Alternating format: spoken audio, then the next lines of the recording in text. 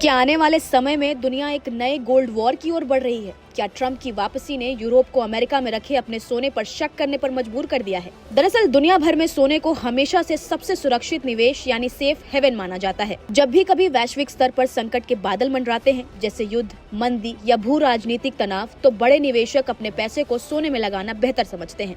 यही कारण है कि संकट के समय सोने की कीमतें आसमान छूने लगती हैं। लेकिन इस बार के हालात कुछ अलग हैं। इस वक्त यूरोपीय देश अपना सोना वापस मांग रहे हैं। महज दाम बढ़ने या निवेश के डर की बात नहीं है, बल्कि अब यूरोपीय देश खुद अमेरिका से अपने सोने की वापसी की मांग कर रहे हैं, जिसके पीछे कुछ खास वजह है।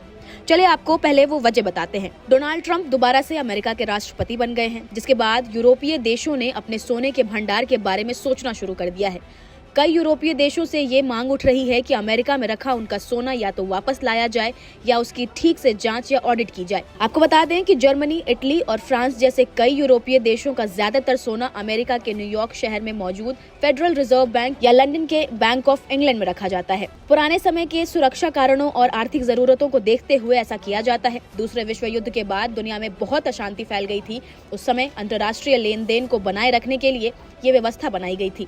इसी वजह से इन देशों को लगता है कि इन बड़े बैंकों में अपना सोना रखना सबसे सुरक्षित है। डोनाल्ड ट्रंप ने लगातार यूएस फेडरल रिजर्व की स्वतंत्रता पर सवाल उठाए हैं। ज्यादातर ब्याज दरों को लेकर कई देशों की चिंता बढ़ रही है कि भविष्य में अगर अमेरिका विदेशी देशों का सोना लौटाने से मना कर देता है तब क्या होगा। इससे पहले भी जर्मन सांसदों को अमेरिका में रखे अपने सोने का निरीक्षण करने की अनुमति नहीं मिली थी। अब सवाल ये है कि यूरोप का सोना कहाँ रखा है। यूरोपीय देशों का कितना सोना अमेरिका या लंदन में रखा है, इसकी कोई जानकारी नहीं है। खबरों के मुताबिक जर्मनी का लगभग आधा सोना न्यूयॉर्क के फेडरल रिजर्व बैंक की 80 फीट गहरी तिजोरी में रखा हुआ है, जो मैनहंट की चट्टानों के नीचे मौजूद है।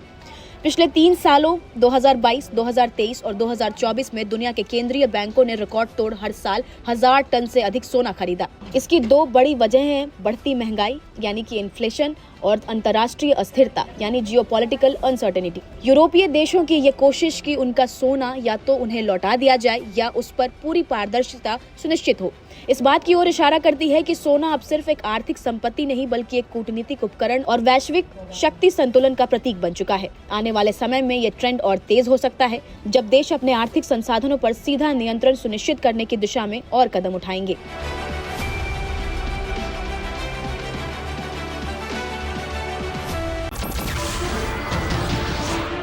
नमस्कार, मैं हूं मानक गुप्ता।